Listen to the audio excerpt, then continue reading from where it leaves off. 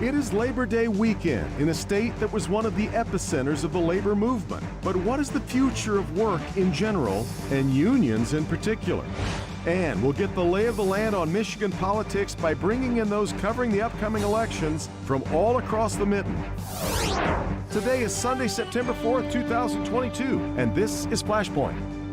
Hi, welcome to Flashpoint on this Labor Day weekend. We tend to focus on its position on the calendar and its standing as the traditional end of summer, but it was established as a tribute to our labor force in the late 19th century as the union movement began to take root in American life. As we arrive at the holiday in 2022, questions swirl about the future of work, remote or in person, robots or human manpower, union or non-union, and for many these days, keep working or quit. Strange times, but a good time to wonder about labor unions. We watch attempts to unionize now in places like Amazon and Starbucks and Trader Joe's, even as we watch the union footprint and union wages shrink in their traditional strongholds. We're going to talk about that this morning.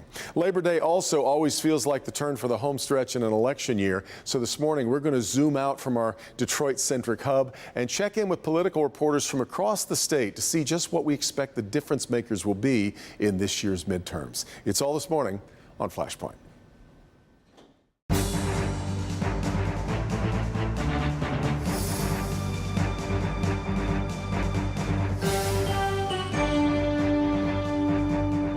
Well, as tomorrow is Labor Day, I thought we would start this morning with what has become a continuing theme on Flashpoint, and that's the future of work. It remains a very complicated picture at the moment. Let's talk about it with Mark Gaffney, former president of the Michigan AFL-CIO, now on the Board of Governors at Wayne State, in fact, the chair of that board. Congresswoman Debbie Dingell, formerly on the Board of Governors at Wayne State, Michigan's 12th District Congresswoman, and Richard Mack, labor and employment attorney with Miller Cohen. In fact, he represented a lot of the union interests as the city of Detroit made its way through bankruptcy. Thank you all. I'm sorry? Not on the governors. Yes, no, not on the Board of Governors, not yet. But thank you all very much for being here. Mark, I want to start with you. Your life was defined by union life and union issues, and I'm really curious as you look around now at this complicated picture, where, as I said, we've got people at Starbucks now wanting to unionize, and yet in the traditional places, it's a murkier future. Are you optimistic or pessimistic about the future of unions in America? I'm optimistic, but there's a big if. Can unions change to attract, understand, organize, and work with those new kind of workers? The whole of labor law is set up out of the 1930s for a single work site. Manufacturing works very well in a collective bargaining situation. Steady labor management, not gig economy, not 24 people in 8,000 stores like Starbucks across the country. So not only does the way we do business in unions have to change, but the way we approach members and that sort of thing. If unions can make those changes, new economy, new types of work, workers that see things differently, young people are more independent, then they will do just fine. We'll be there for those workers when they want to join a union. Congresswoman, how about you? You've worked with unions for so much of your career. Before you, your husband's tenure in Congress was almost synonymous with the Michigan labor movement. We come out of this huge, massive scandal in the UAW. In fact, I invited some UAW leadership to be here. They've declined, as they often do on the program. But what's the outlook for you? Well, first of all, I think that this is the workers' time, that people are beginning to, again, understand the importance of a worker.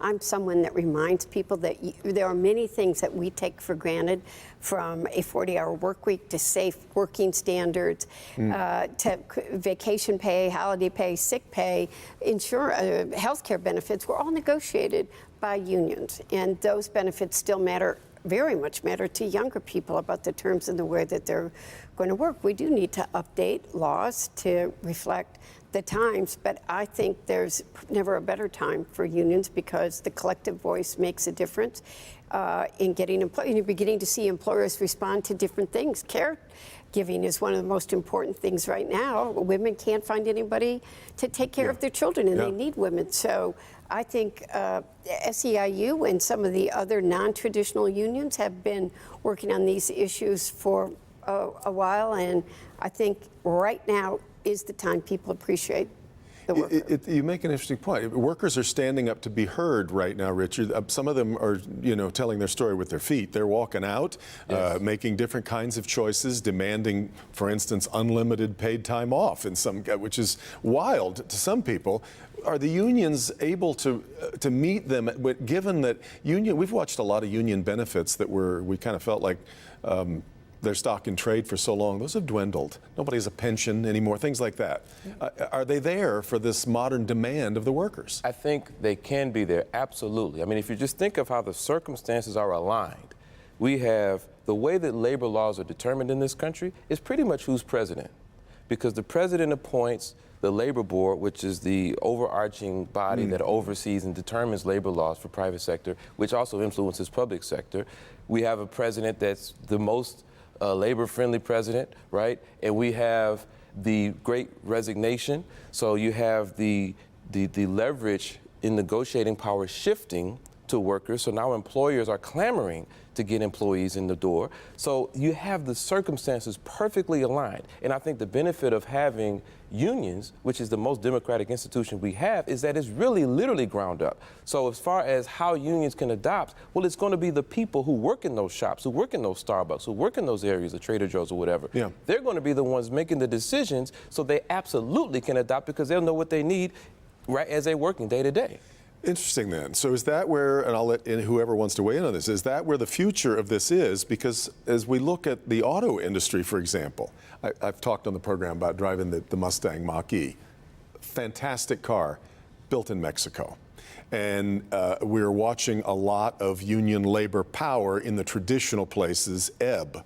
Aren't we, Mark? I mean, is the future of the union Starbucks instead of Ford and General Motors? I guess that's what I'm asking. No, but the future is absolutely both. It's absolutely both. And unions have to be good enough to represent both kinds of workers. We're always going to make cars in this country as well.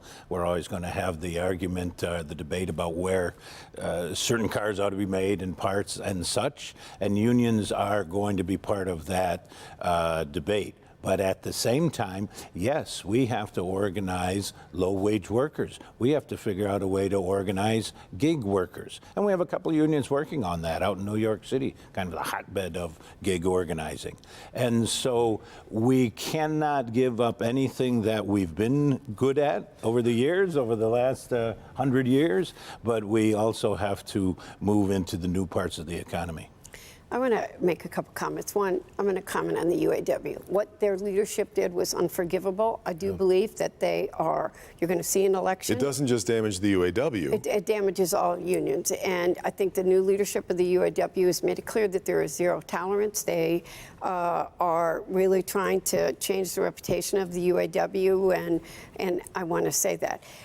I think as we talk about we need to also look at what the American unions have done. When we renegotiated NAFTA, the fact of the matter is we can't compete, although we've learned the importance of producing. It's a national security issue, and producing here in the U.S. But when we renegotiated the NAFTA, the fact of the matter is we required that Mexico raise its environmental standards, that they pay higher wages, and that they be able to, people were blocked from organizing unions from Mexico, right. And that got changed, and that is being enforced. So there are good... You'd rather have the jobs, though, I'm going to assume. No, I absolutely want to have the jobs, but I want to play on a level playing field, and I think environmental issues matter too. You know, when Tri-Bar is polluting the Huron River, I think we need to talk about what that manufacturer is also doing and having responsible environmental standards, that we're not competing with countries that don't have any environmental standards. I don't want to buy a product from a company that isn't at least environmentally sensitive. Yeah. And I think the point, not just about the UAW, but the unions in general, the fact that they've been literally the most watched institution in our country. I mean, the LM reports they have to file, the information they have to provide. I mean, the stuff that was caught at the UAW, and they're, you know, for those who did wrong, they should be absolutely held responsible. But imagine a corporation given any level of scrutiny anywhere near something that a labor union is given. But because of that, they've been able to maintain the trust of large percentages of their membership because they know that they are in this huge fishbowl. And now that they're adopting to these different economies, and now that they're adopting, and absolutely there needs to be a level playing field. And now we're getting that. What we're going to see, and I really believe that what we're going to see is an upsurge like we have been seeing. 58% of petitions have been increased as far as filing for organizations within the last year. So that means that almost to unionize. That means, almost 60% of the individuals in this country have said, more than that, have said, I want to go form a union. And that's going to continue to grow because they're seeing the value of bargaining together. They're seeing the value of coming together and negotiating their wages and benefits. Yeah, interesting. Gallup does a poll near Labor Day every year. Favorability ratings of unions this year is the highest it's been in decades. 71% of American people say that unions have an important role to play in the economy. Let me ask you about right to work then. In Michigan, we had those on one side saying it was going to, if we adopt right to work, it was going to really open the gates for business in Michigan. Didn't on the happen. other side, Nope. well, but the other side said it was going to be a disaster if we became right to work. That didn't happen either. So it's a political argument. It really doesn't have all that much to do with workers clamoring to be in or out of unions. It is a political argument to harm unions' budgets that would have otherwise been used for politics. And I'm actually going to tell you that I would disagree with you. I think it's complicated, but we didn't get Ford's Tennessee or Kentucky plant, and one of the factors in there. But I'll tell you what, those workers in Kentucky and Tennessee and where other auto plants go, they benefit from what the UAW negotiates because those benefits that are negotiated here by that union are given by those companies to those workers.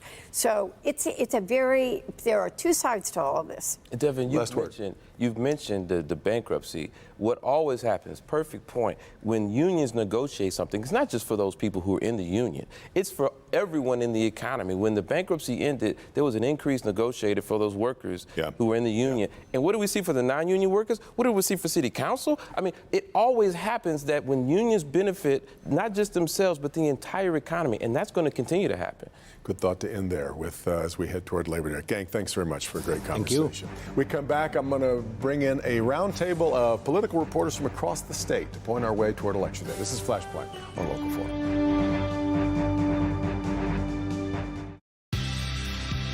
A car hit by a truck doesn't stand a chance, and neither will you unless you call the right lawyer. At Feiger Law, we take on that responsibility every day. Feiger Law. We are an army of one. Right now at the Gardner White Labor Day Mattress Sale. Save like never before on the new Beauty Rest Sequel Sustainable Mattress Collection. With innovative technology, luxurious comfort, and designed with sustainable, eco-friendly recycled materials from our oceans. Like this Beauty Rest Tides Queen, just $9.99. You can sleep on it tonight with 0% financing for 60 months and free same-day delivery. Plus free TVs, free MasterCards, and free power bases. Better sleep, better planet. Only at Gardner White. Why do we work for the Suburban Collection? 22, and I make more money than I thought I would at this age.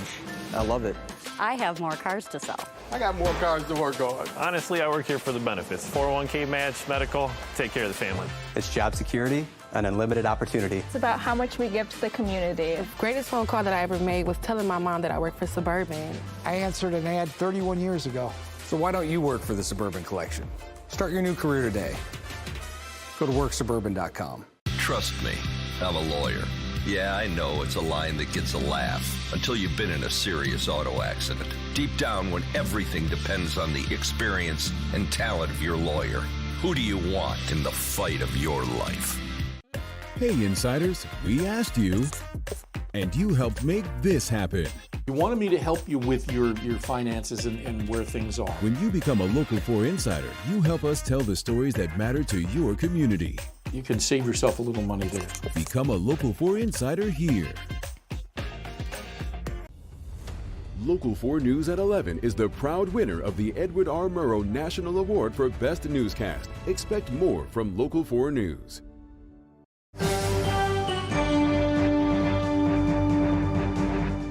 Well, let's turn toward politics because, as I mentioned earlier, Labor Day weekend always feels to me like a turn right into the final straightaway, racing to Election Day on November 8th. And this morning, I wanted to broaden our view of what's going on all over the state of Michigan. I got a great group from around the state to help guide us along. Rick Albin is the political reporter for Wood TV in Grand Rapids. Above him is Rick Pluta, the senior Capitol correspondent for Michigan Public Radio. Lauren Gibbons, up there on the upper left or in the middle of your screen, is the Capitol reporter for Bridge, Michigan. And Rachel Louise Just has a lot of plates to keep spinning. She's the political reporter for stations in Kalamazoo, Flint, and Traverse City. So great to have you all here.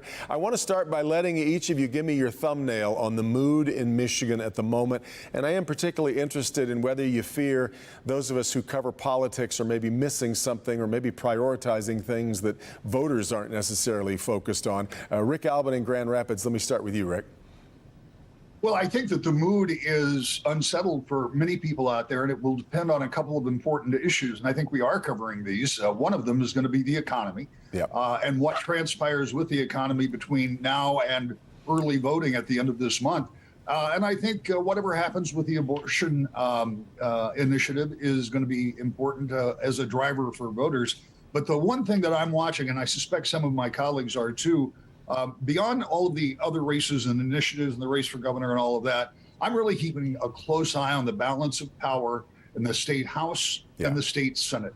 Because in my district alone, I have enough races that would be too close to call right now that could really change that if they all started to go in one direction. So I think that's something we ought to be focusing on, taking a closer look. Sometimes when we have big races at the top of the ticket, we don't always pay as much attention, but I've already done about a half a dozen profiles on Senate and House seats, and I have at least that many more to go. Yeah, especially given redistricting and all of this being pioneer territory for all of us. Lauren, how about you?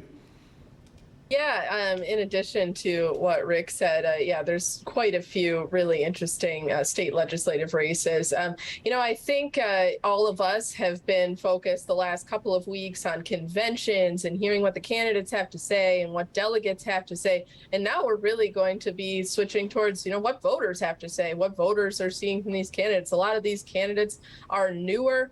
Voters may not be as familiar with their records if they haven't been around politics a long time. So we're going to start seeing just a lot of people who are now turning towards the general election and really getting to a point where, they have convinced their base, and now they have to convince the general public. Yeah, exactly right. Rachel, I'm curious. I mentioned the span of the places that you have to cover from Kalamazoo all the way up to Traverse City and then over to Flint. I'm curious as to whether you feel like most of the concerns are the same, or are they hyper-localized in each place having its own concerns and worries and priorities? Yeah, Devin, I know that when we talk about kitchen table issues, or I guess what we do is we hear politicians talk about kitchen table issues a lot. A lot of those kitchen table issues come down to things like the economy. They come down to how kids are doing in school. And while, of course, we're focused on politics, those things are going to be playing into, I think, a lot what we see during this campaign season this year. Just yesterday, we saw some pretty stunning numbers coming out from Michigan and across the country with the education numbers that we're seeing, testing scores coming back from the last year. 58% of third graders here in Michigan did not pass their English and reading test. I think that's something that when I talk to people around the state, they're very interested in if their kids are getting the education that they sent them to school for. So I think when we go into this next election, we're already seeing kind of a pivot towards it. Education is going to be a really big focus. We've seen Tudor Dixon take that on as a big focus. Yeah. I think that we should just plan to see a lot more of that going forward. Yeah, the old saying that all politics is local, sometimes local means just write what's going on in your house. I think that's a great point. Rick Pluta, how about you? Well, excuse me. I think the challenge is that, we heard people talking about there's the state of the economy. There's the new schools report that Rachel just referred to.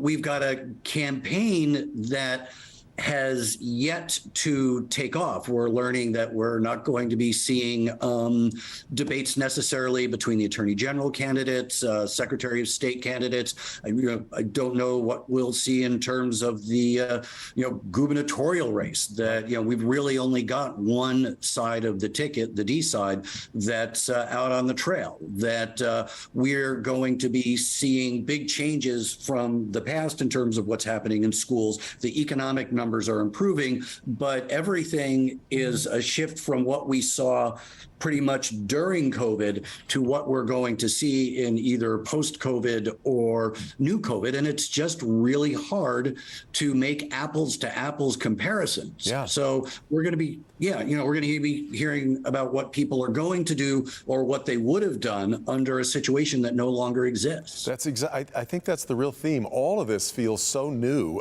from redistricting right up against, coming out of the pandemic, and a lot of candidates that, as Lauren mentioned, people aren't even all that familiar with. Rick, I want to ask you about Rick Alban, I want to ask you about the debate picture as two guys who try to, we're eager to host these sort of debates. It is becoming, and this isn't really new, it's becoming acute right now, but kind of the boilerplate thing is now to become, if you're an incumbent, don't debate if you don't have to. That's not great, is it? No, it's not great. And so to be clear, I think the governor has said she will. She selected 2 dates. And I know that from the standpoint of our debate, which she accepted, but not on the date that we had asked for, we were trying to do it before early voting started, because we think that the number of people who vote early, remember, I should call it, it's not early voting as a technical matter. It's no reason absentee, because that vote is not a final vote, but I won't bore you with the details. But maybe as many as 50%, if the percentages hold the same, 50% of the people who are going to vote will have voted before the polls open on election day. So I think that's important. But back to your point, the incumbent kind of has the driver's seat when it comes to these. Rick Snyder would only do 1 debate in both of his election cycles. If you go back to John Engler in his final race for governor, he simply said, no, I'm not going to talk to Jeffrey Feiger, and he didn't. So that's kind of common for the incumbent to have that kind of input. And no, it's not always good, particularly if the debates don't happen. But I'm still hopeful, at least that ours will, though that is not a certainty right now. Lauren, most elections in Michigan are decided in the middle, of course, by the purple voters. But I wonder how many of them have changeable minds at this point. Are we locked in, or are there some things that can happen, you think, that will move the needle on some things? I think there's always room for, voters to make final decisions if they see more from candidates. I think there is a pretty stark difference, especially at the top of the ticket, between the Democrats and Republicans. I also think a factor that's still hanging out there, we did not find out this week if the abortion ballot initiative will be on the ballot or not. That's headed to the courts to decide. We should know next week what the outcome of that is. It's likely that that issue could really impact who comes out to vote and who is motivated to vote on these issues. Because certainly, as I said, the governor, the Secretary of State, Attorney General, and even in a lot of these down ballot races, that issue, and then many other issues as well, there's a pretty stark contrast between the Democrats and Republicans here. Rachel, same question for you. Do you feel like there's a lot of play in the middle, or do you think, is it your sense that a lot of minds are made up already? I believe there is a lot of play here. I mean, as my other colleagues have referred to, there's a lot at work here. There's a lot of new things. We have abortion, we have redistricting, we have COVID, all of this very unprecedented things that we haven't seen for decades, or, even in some people's lifetimes. So I think that while some people have made up their minds, I'm sure that there's people that are very strongly against Gretchen Whitmer, very strongly against Tudor Dixon. We have people in the middle who may not have been happy with the way that the governor handled the pandemic, but they're really abortion is important to them. So they would vote for her for that. So I think it kind of depends on what plays out here in the next couple of months, what's going to happen with abortion here in Michigan. Are we going to be focusing back on COVID again? Those things are all going to kind of, I think, shake out those voters in the middle. Rick Plitt, I've only got about 30 seconds left, but can you give me, is there one race, whether it's congressional or something even more local than that in the legislature, one race that you're just really dying to see how it pans out? I am dying to see. I maybe Secretary of State statewide, and here's why. I think the biggest question is whether or not abortion, some other issue, or some other campaign motivates people to get out and vote, because there are a lot of people who register their vote by voting 0. And the more people who get out, I mean, the better news that is for Democrats typically. And I mean, I think that that's going to be the real game changer. That's a great trip around the state, gang. I really appreciate it. Thanks so much. Enjoy your Labor Day weekend, and thanks for the time. Thank you. You bet. We'll take a quick break. Back with more in just a minute.